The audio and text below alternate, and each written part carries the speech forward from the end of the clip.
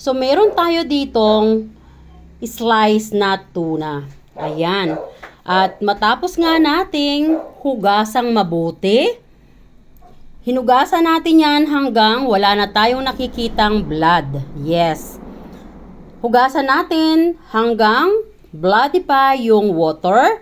Huwag nating tigilan. Pero huwag naman nating lamasin. Dapat maging ganyan yung texture niya. So, tingnan nyo. So fresh, no? Pagkatapos nga po nating hugasang mabuti, mayroon tayong strainer. Kung napapansin nyo, nakalagay pa rin yan sa strainer, no? In-air dry ko po yan. At noong na-notice ko na dry na silang lahat, saka ko siya binuhusan ng suka bawat isang slice na fish kasama ang ulo. Yes, at dahil nga po yan na isang buo, may kasama yung buntot, so yung slice area, yung slice part doon, ay binuhusan ko rin po yun para magsuk doon yung kanyang vinegar. Alam niyo po ba kung ano yung purpose ng vinegar? Bakit kailangang buhusan or tuluan ng vinegar pagkatapos na ma-air dry? Yes po, para mabawasan yung langsa bago pa natin isaing. Yes. At pagkatapos nga po na nabuhusan natin ng vinegar, hindi na kailangang i-air dry again. Isiso na natin yan ng durog na paminta. So, nakikita nyo, may mga durog na yan ng paminta at saka asin. Pinaghalo ko lang yung durog na paminta at asin at saka ko siya inismas dyan sa bawat slice ng fish. Ayan. And take note, ang ating fish ay tuna. Yes. At ito po ay super fresh. Ayan, bagong huli pa lang po yan this afternoon, after lunch. Ayan, kabababa pa lang ng bangka. So, ayan. At dito nga, sa ating pagsasaing ng ating tuna, meron tayo dito bay leaves. Ayan, inilay ko na yan dyan sa ating kawali. At pagkatapos nga yan, ay ilalagay ko naman yung ating dinurog na ginger. Ayan. Paano ko dinurog yan? Yes, nakikita nyo, no? So, ayan po. Yan ay pinukpo ko lang ng tangkay ng kutsilyo. Yes. Huwag nating ubusin dahil mamaya maglalagay din tayo sa ibabaw. Ayan. At ito nga po, yung ating bawang, dinurog ko rin. And yes, tinatanong nyo, kasama ba talaga yung balat? Yes. Pero, bago ko po yan, dinikdik, yan po ay hinugasan ko. Kung isasama nyo yung balat sa pagluluto, siguraduhin natin na hinugasan natin bago dinikdik. Kasi, nakikita nating malinis yan, pero sa market, pagbili natin, we never know kung ano yung mga dumapo dyan na insect, no? So, para masigurado na malinis yung ating lulutuin, hugasan muna natin. At yan, pagkatapos nga nating mailagay yung luya at bawang, na una nating inilagay yung ating bay leaves. Now ay ilagay natin yung ating tuna slice. Ayan. Yan yung head. Another head. And this is the tail.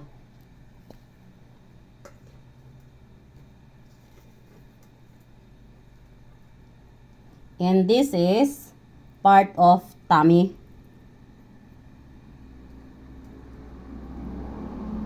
Ayan.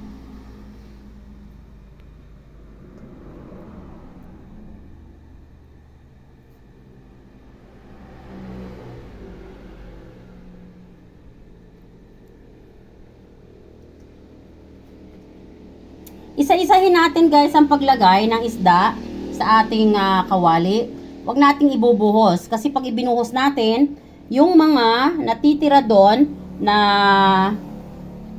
maliliit na tulo ng blood ay mapapasama din. So, wag na. Meron ditong egg. Ayan, sasama ko yan. So, ayan guys. So, ayan.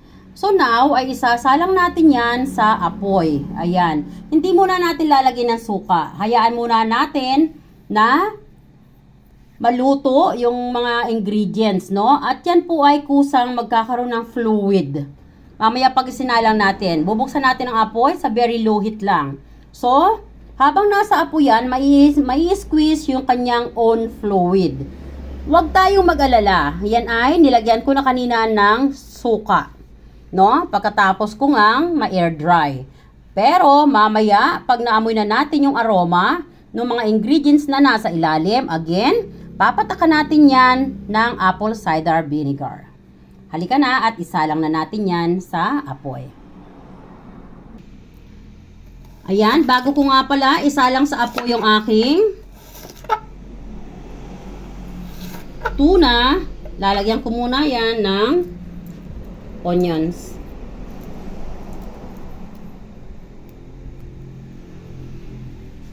Yan. And then, lalagyan ko siya ng maliliit na slice ng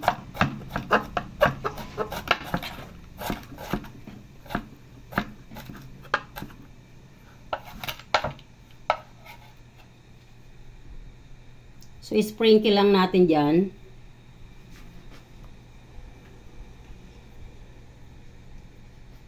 Yan. And then, gagawa din ako ng bawang. At i-sprinkle lang din natin ang bawang doon sa ilalim. Remember, meron tayong nilagay na maraming bawang sa ilalim.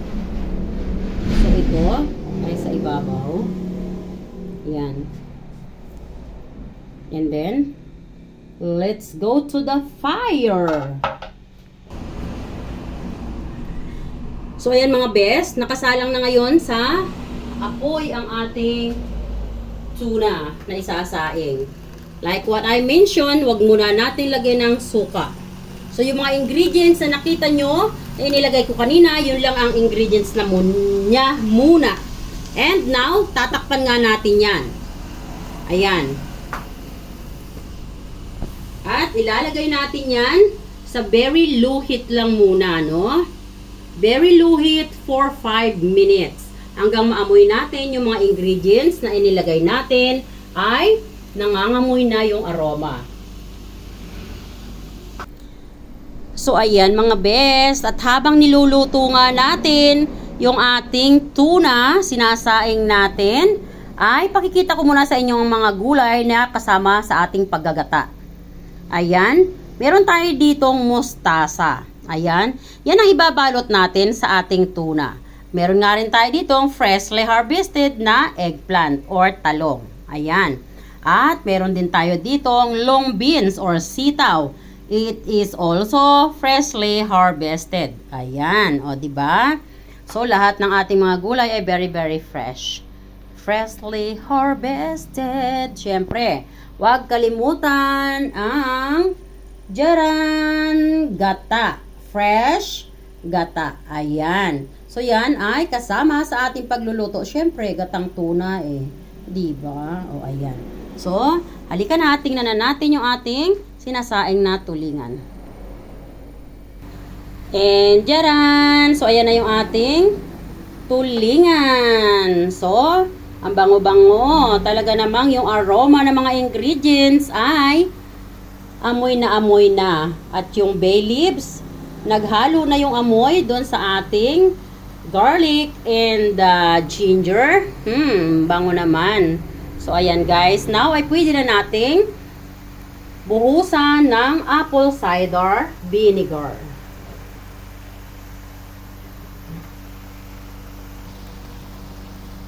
So, ayan guys.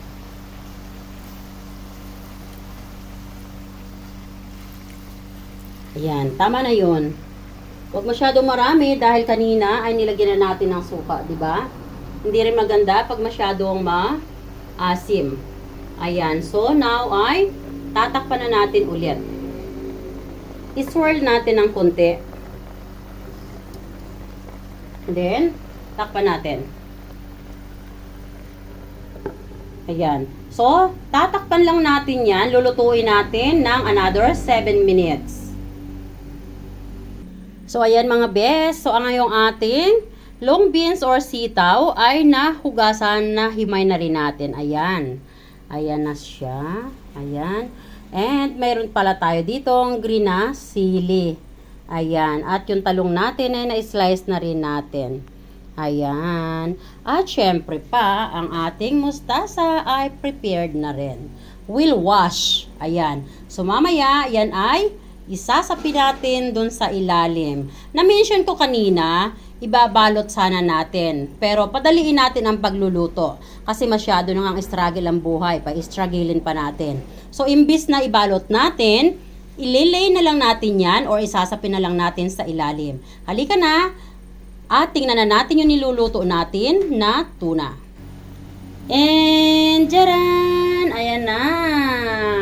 Ang niluto natin na tuna, o diba? Yung texture niya sa ilalim, super suabe. Ayan. So, yan. Ganyan dapat ang texture. So, yan ang texture na gusto nating ma-achieve. Ayan, no? So, brown lang yan, guys, ha? Talagang igang-iga, no? Wag naman yung natututong na. So, gusto lang natin ay yung igang-iga para walang-walang lang sa talaga. And then, now ay meron akong pin-repair na pork chop. Ipa-fry na natin at ilalagay din natin yun sa ilalim ng ating gagatang tuna para masarap. Halika na at kunin na natin ang pork chop. Dito ay meron akong seasoned na pork chop. Pagkatapos hugasang mabuti, i-drain at i-air dry, sinison ko na yan, only salt and black ground pepper. Ayan, pagkatapos ko ngang masison dyan, ay inilagay ko lang muna yan sa refrigerator. Dahil mainit ang panahon ngayon para naman hindi mabilasa. At halika na at prituhin na natin yan. At isa rin yan sa sangkap ng ating ginatang tuna. Ilalagay natin yan sa ibabaw. Pagkatapos nating ilagay yung ating mustasa. Let's go and fry this. Ayan, sa mainit na kawali, ilagay lang ang mantika.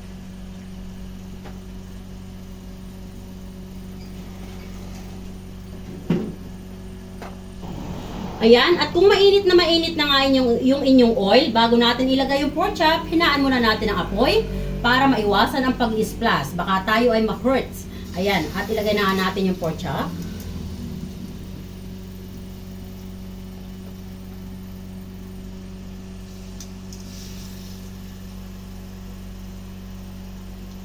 Pagkatapos nating mailagay ito lahat, saka natin lalaksan ulit ang apoy. So, i-arrange lang muna natin yan dyan para mailagay na natin lahat. Medyo ilagay natin ito dito para yung skin ay maging crunchy. Saka natin ilagay ngayon sa medium heat. Ayan.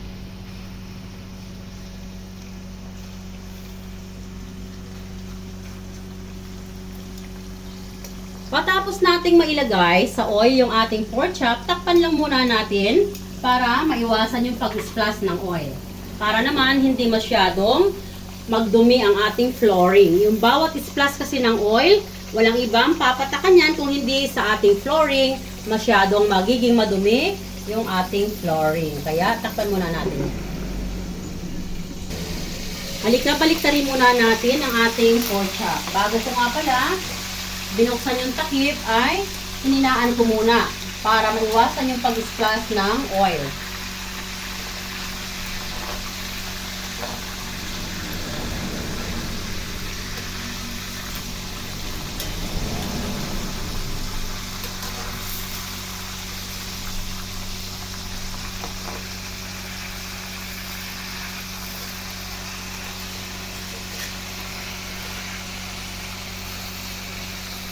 Ayan.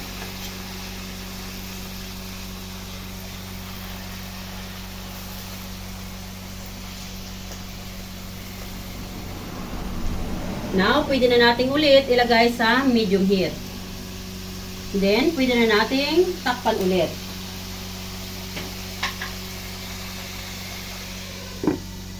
Ayan. Kunin na natin ang ating pork chop. Pero bago natin buksan, hinaan muna natin ulit ang apoy. Ayan, be careful mga guys kasi masyadong malakas yan mag-splash. At pag tayo ay natalsikan yan, it will take time bago gumaling yung natalsikan. So nakikita nyo yung texture. Ayan. Ganyan lang po yung texture na gusto nating ma-achieve, no? Hindi kailangan pa crunchyin. So, ayan. Gusto lang natin magkaroon ng frying texture.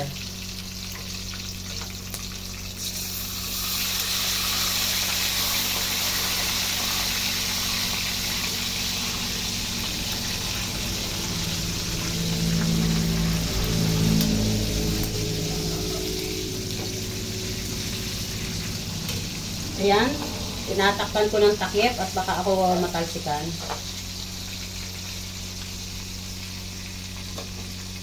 So, dito, sa the same frying pan, dito na rin tayo magigisa ng ating gagatang tuna. Pero syempre, babawasan natin ang oil at magtitira tayo ng just enough to use sa ating paggagata. Ayan, matapos nga nating bawasan yung oil, lagay na natin ang ating ginger. Haluin lang po.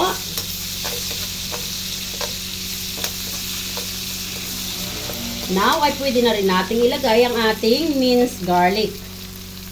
At the same time, pwede na nating ilagay ang ating onions. Once again, halu-haluin. Ayan.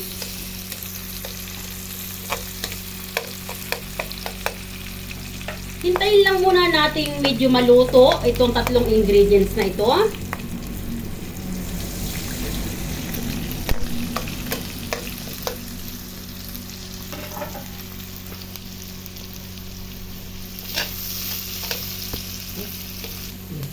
So, ayan, nakikita nyo, golden brown na yung ating ginger and garlic. At ang ating onions naman ay nag-translucent na.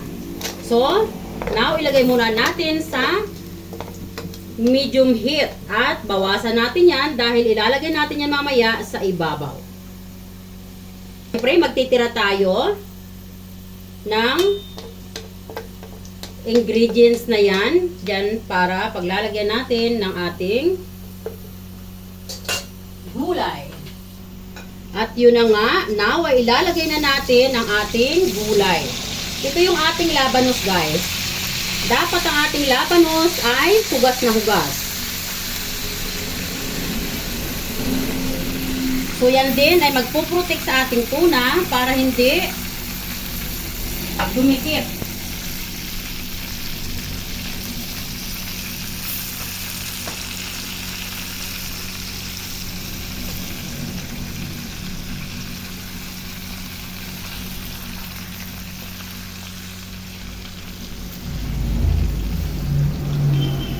Ayan. So, ikikip ko itong tatlo. Hihiwa-hiwain ko ito na maliliit. Ilalagay ko sa ibabaw mamaya. And now, matapos nating mailagay yung ating mustasa, ilagay na natin ang ating pork chop.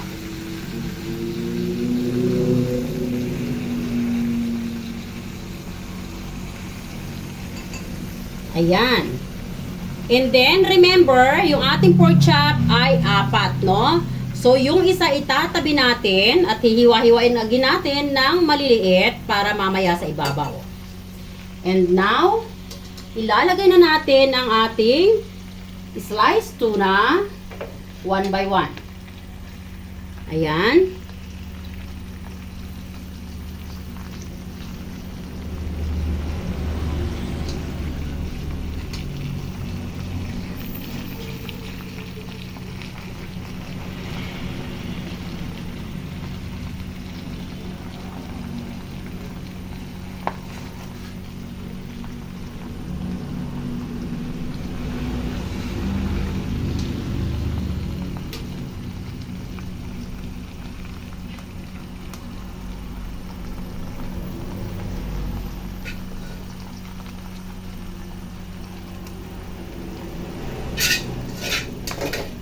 And then, yung mga ingredients na nakadikit sa kawali, kung saan natin isinaing ang ating tuna, kunin natin. Ilagay natin dyan sa ibabaw.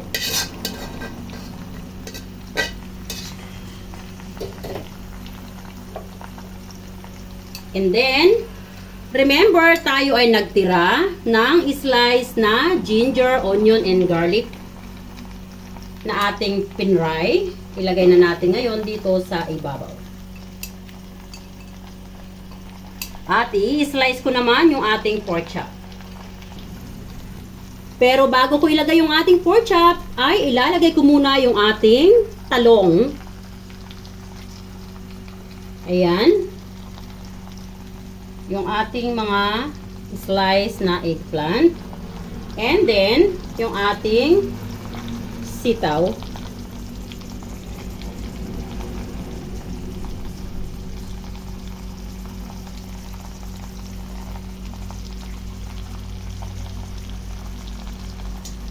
Yan. And, syempre, last but not the least, ang ating green chili.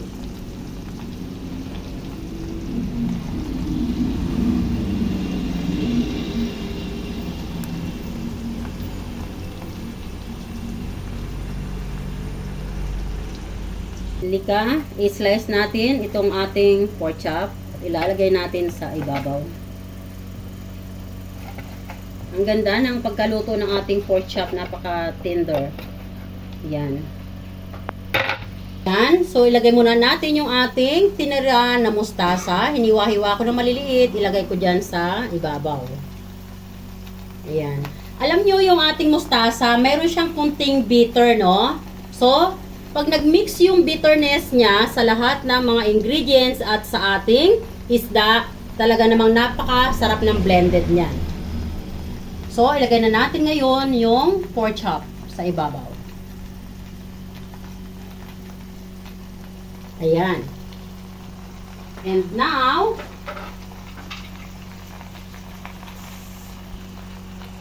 maglagay po tayo ng kunting-kunti lang ulit na apple cider vinegar. Kunti na lang. And then, maglalagay tayo ng oyster sauce. Dito na lang natin ilagay sa palibot.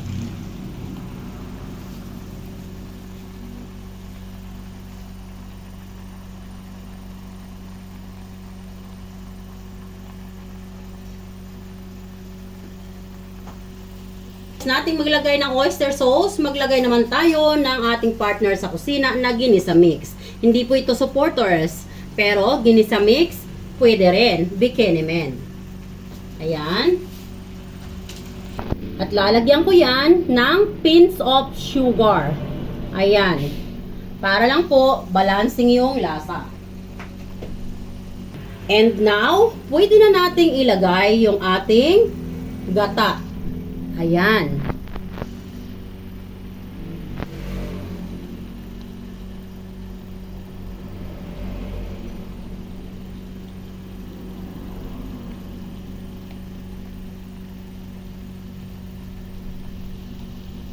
Guys, sa paglalagay nyo ng gata, pwede nyong lagyan ng mas marami. Kung gusto nyo ng mas thick yung lapot, gusto nyo ng mas kukunti, optional po yun, no? Pero, syempre, mas masarap pag mas marami yung gata, no? Syempre, pag gata, mas thick yung sabaw niya or yung sauce niya, no? Pag naluto na, natural, mas malasa yon. Pero kung kukunti lang ang na-prepare nyong gata, so okay lang din naman. As long as naluto nyo na yung inyong isda at naluto nyo na yung pork chop na inyong inilagay. Actually, yung ibang nagluluto nito, no, yung pork chop hindi nila pina-fry. Pero ako, choice ko yon na i-fry kasi mas masarap kasi at talagang nagbibigay ng extra savor. So, mas masarap siya. At pagkatapos nga nating ilagay yung gata natin, takpan na natin yan at hayaan lang natin yan na maluto sa very low heat. So, ayan mga best. Look at that. So, ayan na. Kumukulo na. Guys, wag nating i-overcook yung mga gulay, ha? Half cook lang. Ayan. So, that is the reason bakit yung sulong gata na lang ang nilagay natin. Di na natin nilagyan ng ating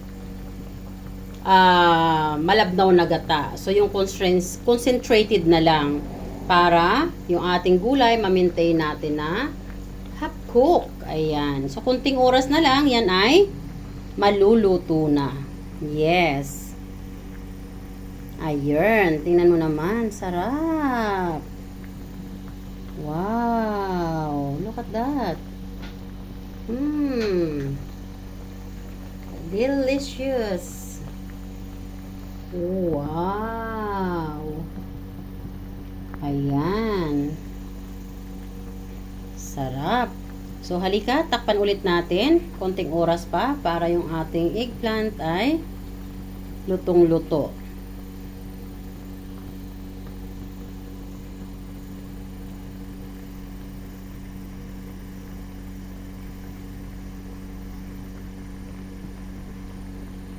So, ayan mga guys. Huwag na nating takpan. Ngayon, paigahin na lang natin na nakabukas. Ayan, para yung kanyang sauce ay medyo maging concentrated. Look at the sauce. Oh, wow. That is the sauce that we wanted to achieve. So thick. Look at that. Sarap. Ayan. At tikman natin once again.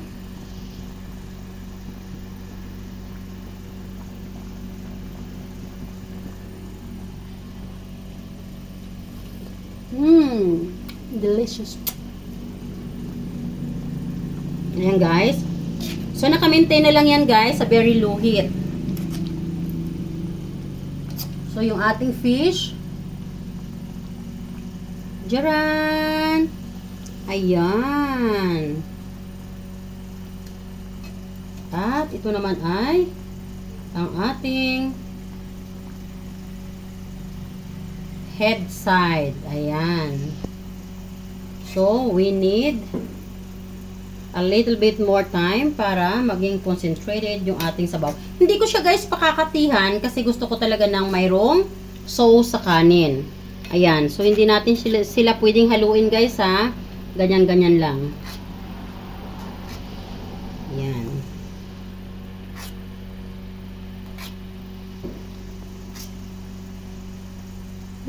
Sarap.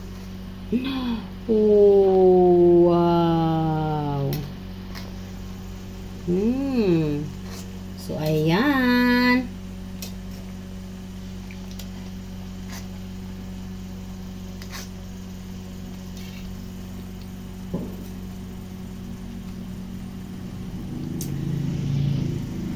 So, ayan guys.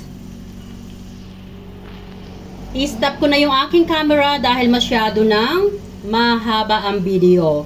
Thanks everyone for watching. And don't forget to subscribe if you are just new to this channel. And don't forget to keep writing your comment for my revenue. This is Tita Wena always saying, don't forget to keep loving one another.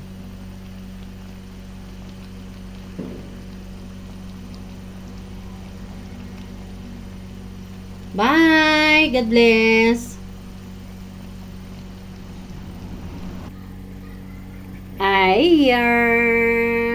Thank you watching! Thank you for watching! Ala, ay pagkakulit naman. Paulit-ulit ang thank you, paulit-ulit ang pagpapasalamat. Di ka pwedeng isang pasalamat lang. Ala, ay gusto ko ng maraming pasasalamat. Para matuwa ang mga viewers ko, ang aking mga subscribers. Ala, ay bakit ga?